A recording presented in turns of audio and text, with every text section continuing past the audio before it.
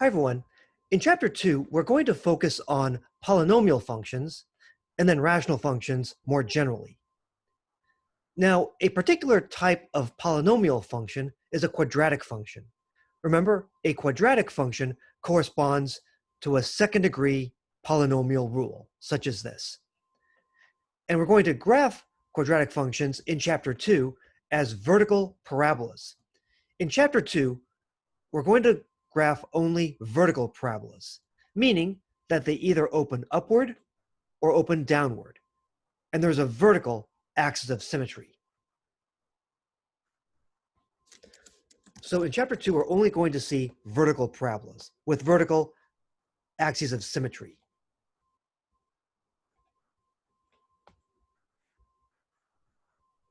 In chapter 7, we will look a little bit at these sideways parabolas, where we may have x as a function of y, but not vice versa. And in Calculus 2, Math 151 at Mesa, we're going to look, well, you're going to look at parabolas that are rotated at a 45-degree angle and such. That's for much later. But again, in chapter 2, we're going to focus on these vertical parabolas with these vertical axes of symmetry.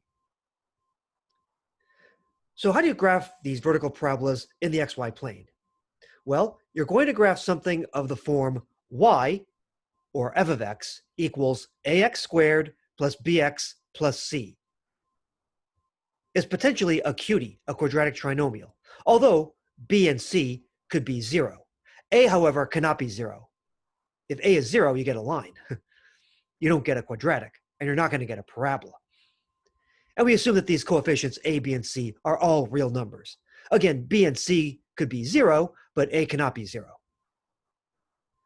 The leading coefficient is especially important because it tells us whether the parabola opens upward, if the leading coefficient a is positive, or if the parabola opens downward, if the leading coefficient a is negative.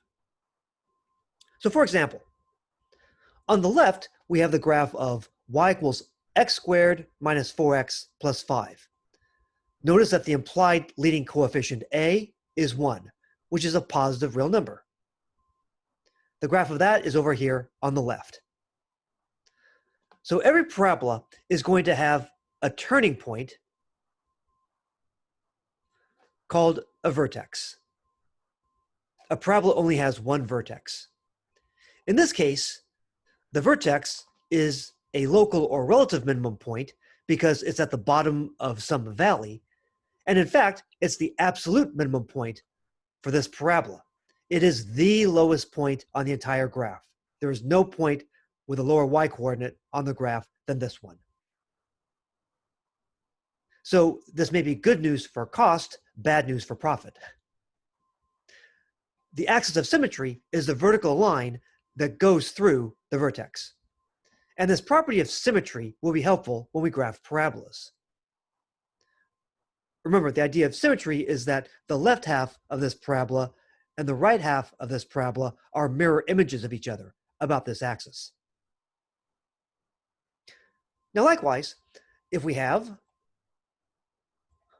y equals the opposite of x squared plus 4x minus 3, we have a QT over here. It doesn't have to be a trinomial, but it is a quadratic trinomial. The leading coefficient a is -1, which is a negative real number. The graph of that is on the right. Now, because the leading coefficient a is negative, the parabola is opening downward. The turning point, the vertex, is the absolute maximum point on the entire graph. There is no point on the graph that's higher than this point. Once again, the axis of symmetry is the vertical line that passes through the vertex, and we have symmetry. So how do we find this magical point, this vertex? And unlike the center of a circle, the vertex of a parabola is actually a point on the graph. And we really want to know where it is. How can we find this vertex? There are at least a couple of ways of doing this, as we'll see.